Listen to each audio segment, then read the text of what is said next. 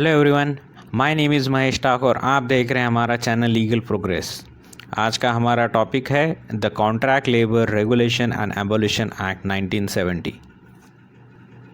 Introduction से start करते हैं। The contract labour regulation and abolition act 1970 is an Indian act that regulates the employment of contract labour establishment where the work is for perennial nature और seasonal nature और where the work expertise require expertise in incidental to the main business of the establishment. तो जो ये act है contract labour regulation act जो है वो एक इंडियन लॉ है जो रेगुलेट करता है for the employment of the contract labour. तो इनको एक रेगुलेट करने के लिए बनाया गया है कि जिनका मेन इस्टेब्लिशमेंट जहाँ पे ये कॉन्ट्रैक्ट लेबर काम करते हैं, तो ये जो पेरेनियल नेचर से है या फिर सीजनल नेचर से है या फिर ऐसा कुछ काम है कि जहाँ पे एक्सपर्टीज़ की ज़रूरत है, वहाँ पे ये चीज़ एप्लीकेबल होती है। The act aim to ensure that the contract worker are not exploited and are not provided basic facilities such as a restroom, drinking water and medical facility। तो जो एक्ट है ये मेन एम ही इसका यही है to ensure the contract worker कि वो क्या है कि एक्सप्लॉइट ना हो और उनको जो बेसिक फैसिलिटीज़ है such as a canteen, rest room, drinking water और मेडिकल फैसिलिटी मिले। क्योंकि बहुत बार ऐसा होता है क्योंकि नेचर ही ऐसा है काम का कि कॉन्ट्रैक्ट लेबर है, तो वहाँ पे काफ़ी चीज़ें क्या की जाती है, अंडर एस्टिमेट की जाती है और वहाँ पे जो सच एज ए फैसिलिटीज़ है वो नहीं दी जाती। यहाँ इस पे कुछ ध्यान नहीं दिया जाता है। और एक तरीके से ये भी होता है कि ये कॉन्ट्रैक्ट लेबर है तो इनको एक तरीके से एक्सप्लॉइट किया जाता है क्योंकि परमानेंट इन नेचर नहीं है। ठीक है, कंटिन्यूस वर्क नहीं है। आके आपको कंटिन्यूस कल काम करना है तो आज आपको वर्किंग आवर्स से ज़्यादा काम करना पड़ेगा, तो इस हिसाब से क्या किया जाता है, तो एक्सप्लॉइट किया जाता है। तो ये सब क्या है कि इंश्योर करेगा ये एक्ट कि इस चीज़ को क्या करें, वो रेगुलेट करें। The act also provide the abolition of contract labor in a certain circumstances। और ये एक्ट क्या कहता है, एक्ट ये कहता है कि ऑल्सो प्रोवाइड करता है एबोलिशन ऑफ कॉन्ट्रैक्ट लेबर। ठीक है, तो बहुत जगह कुछ ऐसे सर्कमस्टांसेस है या फिर कुछ ऐसी जगह हैं जहाँ पे टोटली क्या किया जाता है, जो कॉन्ट्रैक्ट लेबर है उसको कैंसिल किया गया है। It is mandate to the registration of the establishment of employing contract labor and provide licensing for a contractor supplying the contract labor। तो एक्ट के हिसाब से क्या है कि एक ज़रूरत है कि जो establishment employing contract labour employment दे रहा है जिनको, उनको खुद को उस इस्टेब्लिशमेंट को खुद को एक रजिस्ट्रेशन करना ज़रूरी है ये एक्ट के थ्रू। या फिर इसके अलावा अगर कोई कॉन्ट्रैक्टर है, कॉन्ट्रैक्टर जो कॉन्ट्रैक्ट लेबर सप्लाई कर रहा है उसको भी लाइसेंस निकालना ज़रूरी है under this act. The act prohibits the employment of contract labor in a work that deemed to be an inherently dangerous and hazardous। और एक चीज़ क्या बताई गई है, अगर ये एक्ट प्रोहिबिट करता है एम्प्लॉयमेंट ऑफ कॉन्ट्रैक्ट लेबर, तो कॉन्ट्रैक्ट लेबर क्या है, आप ऐसी जगह पे काम कर ले ही नहीं, अपॉइंट ही नहीं कर सकते जहाँ पे अगर उस काम का जो नेचर है वो इनहेरिटेंटली डेंजरस है। मतलब शुरुआत से ही क्या है, शुरुआत से ही वो काम क्या है, डेंजरस है या फिर हजार्डस है। तो ऐसी जगह पे क्या किया जाएगा, उनको टोटली कॉन्ट्रैक्ट लेबर वहाँ पे आप अपॉइंट नहीं कर सकते। The act also provide penalties for contravention of its provision. तो अगर इससे एक्ट से रिलेटेड अगर कोई प्रोविजन वायलेट होता है तो उससे रिलेटेड पेनल्टीज़ भी यहाँ पे दी गई है। एप्लीकेबिलिटी की बात करते हैं, कहाँ कहाँ पे ये एक्ट अप्लाई होगा। Any contractor who employ or employ 20 or more workman as a contract labor on a day of proceeding 12 month। तो कोई भी कॉन्ट्रैक्टर अगर किसी को काम पे रखता है 20 से ज़्यादा, ठीक है, तो 20 से ज़्यादा कोई कॉन्ट्रैक्ट लेबर अपॉइंट करता है लास्ट 12 मंथ में, तो उसको ये एप्लीकेबल हो जाएगा। The act also applicable to the every establishment if workman are employed in the establishment as a contract labour. तो वो वहाँ पे भी अप्लाई होगा, वो एवरी इस्टेब्लिशमेंट में एप्लीकेबल होगा कि जब अपॉइंट किया जा रहा है कोई वर्कर तो as a contract labour applicable हो रहा है, वहाँ पे एज अ कॉन्ट्रैक्ट बेसिस पे उसको अपॉइंटमेंट मिल रहा है, तो वहाँ पे भी एक्ट एप्लीकेबल हो जाएगा। The act says that the workman is deemed to be employed as a contract labour. ठीक है, तो क्या बताता है एक्ट, ये बताता है कि कोई वर्कमैन जो है deemed to be employed as a contract labour मान लिया जाएगा, कि मान लिया जाएगा कि वो उसका जो अपॉइंटमेंट हुआ है वो एज अ लेबर कॉन्ट्रैक्ट हुआ है। किस सिचुएशन में होगा, he hire on in a connection with such work through an a contractor. तो कोई कॉन्ट्रैक्टर के थ्रू अगर उसको कुछ काम मिला है तो ऑब्वियसली ये मान लिया जाएगा कि वो क्या है, एक कॉन्ट्रैक्ट लेबरर है। अब ये यहाँ पे इंपॉर्टेंट नहीं है विथ और without the knowledge of the principal employer. तो मेन जो प्रिंसिपल एम्प्लॉयर है तो उसको कोई रिलेट नहीं है कि उसको ये एम्प्लॉयड, ये जो कॉन्ट्रैक्ट लेबर अपॉइंट किया जा रहा है उसके नॉलेज के हिसाब से हो रहा है या नहीं हो रहा है। अगर कोई कॉन्ट्रैक्टर बीच में है, कोई कॉन्ट्रैक्टर है वो अपॉइंट कर रहा है तो डीम टू बी क्या मान लिया जाएगा कि वो कॉन्ट्रैक्ट लेबर है। The act does not apply the establishment where the work is occasionally और सीजनल इन नेचर। तो ये एक्ट जो है, ये एक्ट ऐसे इस्टेब्लिशमेंट में एप्लीकेबल नहीं होगा कि जिनका वर्क जो है वो ओकेजनली है। ओकेजनली का क्या मतलब है कि उनका कंटिन्यूसली वर्क नहीं है, या फिर कोई ऐसा इन नेचर है कि जो सीजनल वर्क करते हैं, तो वहाँ पे ये चीज़ें क्या हो जाएगी, वहाँ पे एप्लीकेबल नहीं की जाएगी। The act state that the work is not consider occasionally if it is done consistently for more than 120 days. तो अब यहाँ पे बताया गया इससे पहले हम कि ओकेजनली है तो वहाँ पे अप्लाई नहीं होगा, लेकिन ये ओकेजनल वर्क कैसे पता करेंगे, अगर ये occasional work with in 120 days होता है इन पास्ट 12 मंथ में। पास्ट 12 मंथ में अगर 120 से कम है तो ओकेजनली वर्क माना जाएगा, लेकिन कोई ऐसा वर्क है कि जो 120 दिन से ज़्यादा चल रहा है, ठीक है, तो मोर दैन 120 डेज़, तो उसको क्या किया जाएगा, उसको एज अ ओकेजनली वर्क नहीं कंसिडर किया जाएगा। वहाँ पे ये एक्ट क्या हो जाएगा, एप्लीकेबल हो जाएगा। जैसे ही 120 डेज़ होते हैं वहाँ पे एप्लीकेबिलिटी हो जाएगी। If it is a seasonal work, if it is done more than 60 days in a year. अगर सीजनल यहाँ पे मना किया गया है कि सीजनल पे भी अप्लीकेबल नहीं होगा, लेकिन यही सीजनल वर्क अगर मोर दैन 60 डेज़ चलता है इन अ ईयर, तो वहाँ पे भी क्या होगा, इसकी एप्लीकेबिलिटी हो जाती है। The act not applicable to the person who are appointed in a advisory और meningeal capacity.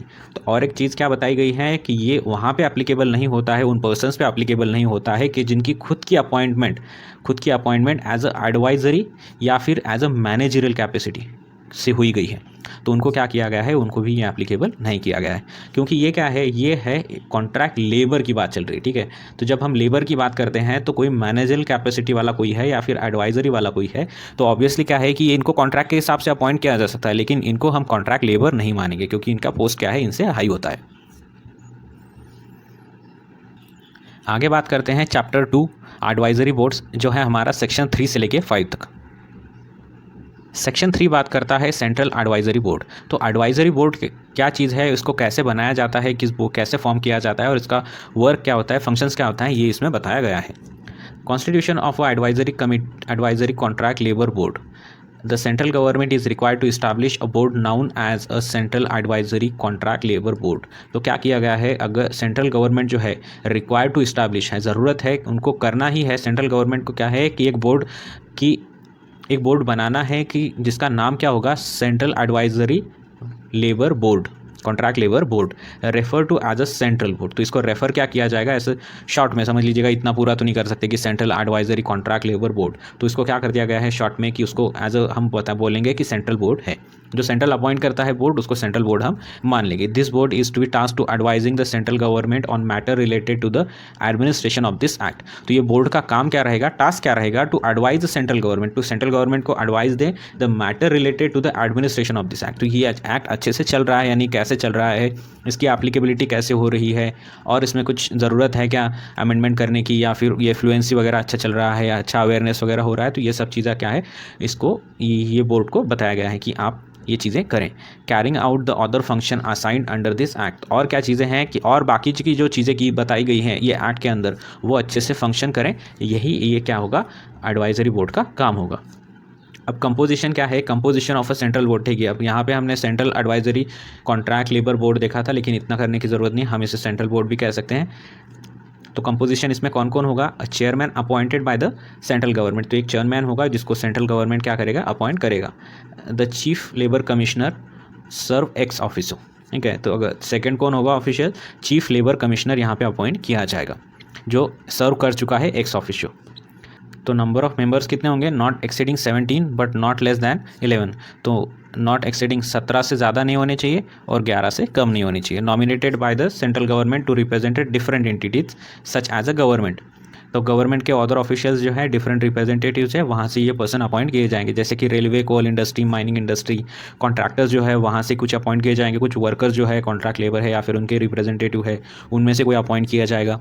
And any other relevant interested identity bye the central government. तो सेंट्रल गवर्नमेंट से रिलेवेंट अगर कोई आइडेंटिफाई पर्सन है, interested person है, तो वो भी क्या हो जाएगा, ये बोर्ड में अपॉइंट कर दिया जाएगा, सेंट्रल बोर्ड में अपॉइंट कर दिया जाएगा।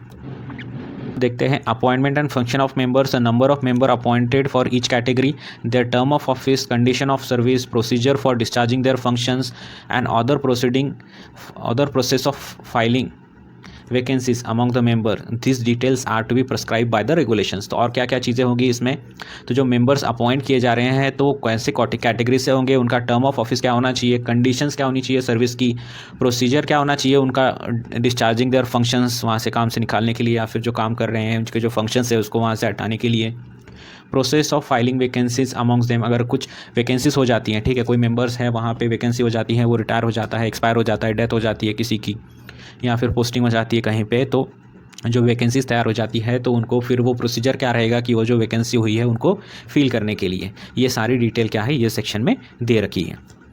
Representation of workman, the act specify that number of members nominated to the represent the workman should not be less than number of members nominated to represent principal employer and the contractor, ensuring the balance representation of the central board।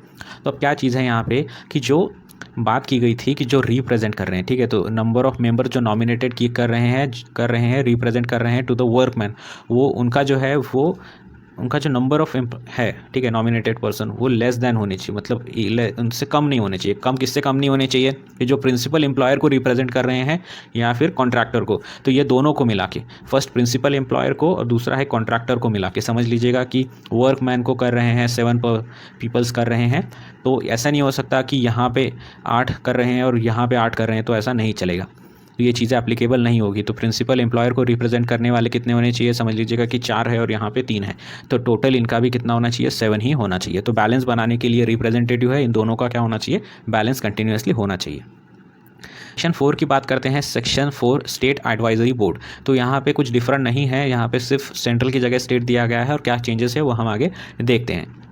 Establishment of a state advisory contract labor board. The state government has authority to form board known as a state advisory contract labor board. तो क्या करेंगे, state government के पास authority है to form a board known as a state advisory contract labour board. तो जैसे हमने central का देखा था वही चीज़ यहाँ पे सेंट्रल के लिए, स्टेट के लिए भी फॉलो की जाती है। Refer as a state board, तो इसको रेफर क्या किया जाएगा, स्टेट बोर्ड बोला जाएगा। This board is responsible for advising state government matter related to the administration of this act. तो सेम प्रोसीजर है, जो इसका एम भी है ये बोर्ड का, कि क्या करेगा कि बोर्ड रिस्पॉन्सिबल रहेगा टू एडवाइजिंग स्टेट गवर्नमेंट को, स्टेट गवर्नमेंट को एडवाइस देना है कि एडमिनिस्ट्रेशन कैसा चल रहा है एक्ट का और कैसे चलना चाहिए, and performing other functions assigned to under this act. तो और कुछ असाइन दिए गए हैं और कुछ टास्क दिए गए हैं, उनको अच्छे से फंक्शन चल रहा है नहीं चल रहा है ये सब बताना इसका कमेटी का काम है। Composition of a state board, a chairman appointed by the state government. तो पहले चेयरमैन किसने, तो सेंट्रल बोर्ड था, तो सेंट्रल ने अपॉइंट किया था, यहाँ पे स्टेट बोर्ड है तो चेयरमैन किसने अपॉइंट किया है, स्टेट गवर्नमेंट ने। Labour commissioner, x serving officer, other officer nominated by the state government in absence of labour commissioner. तो यहाँ पे एक प्रोविजन ऐड कर दी गई है, वहाँ पे था लेबर कमिश्नर ही था, यहाँ पे बताया गया है कि लेबर कमिश्नर हो सकता है या फिर सर्विंग एक्स ऑफिसर हो सकता है, या फिर अगर ये नहीं है तो any other officer nominated by the state government. तो जो स्टेट गवर्नमेंट है इसके अलावा अगर कोई अवेलेबल नहीं होता है तो वो क्या कर सकते हैं, किसी और को भी नॉमिनेटेड कर सकते हैं इस जगह पे।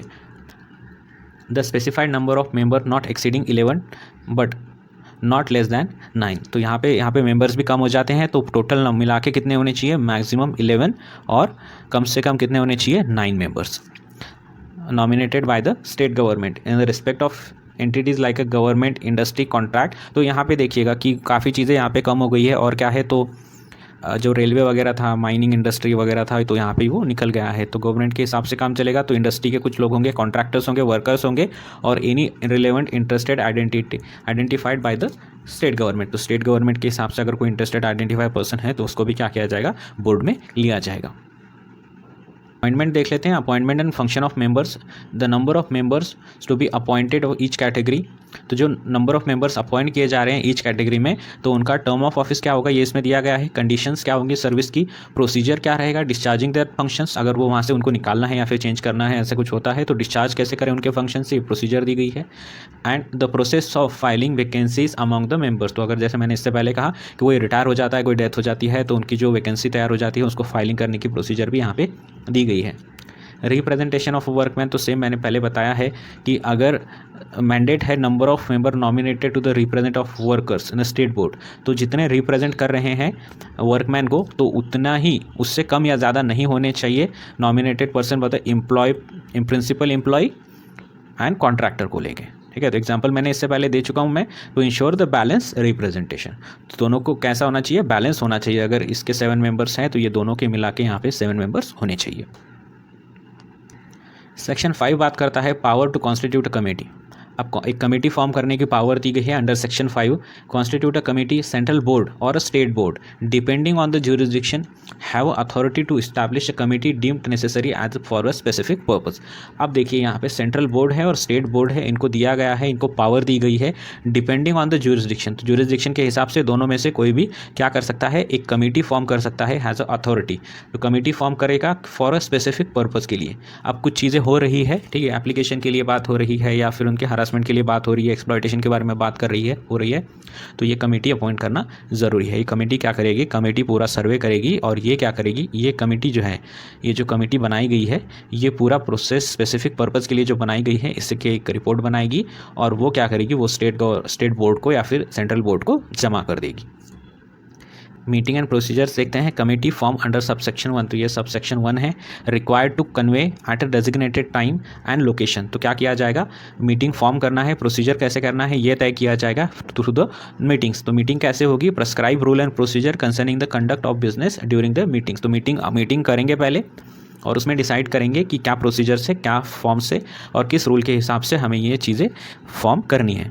Fees and allowances, member of the committee are entitled to receive fees and allowances attending the meetings। ठीक है, तो जो मीटिंग यहाँ पे इन्होंने अपॉइंट की गई थी तो उसके जो अलाउंसेस है वो उनको दिए जाएंगे as specified by the regulation. However, member who are government officials hold position in a corporation established by the law not eligible for such payment.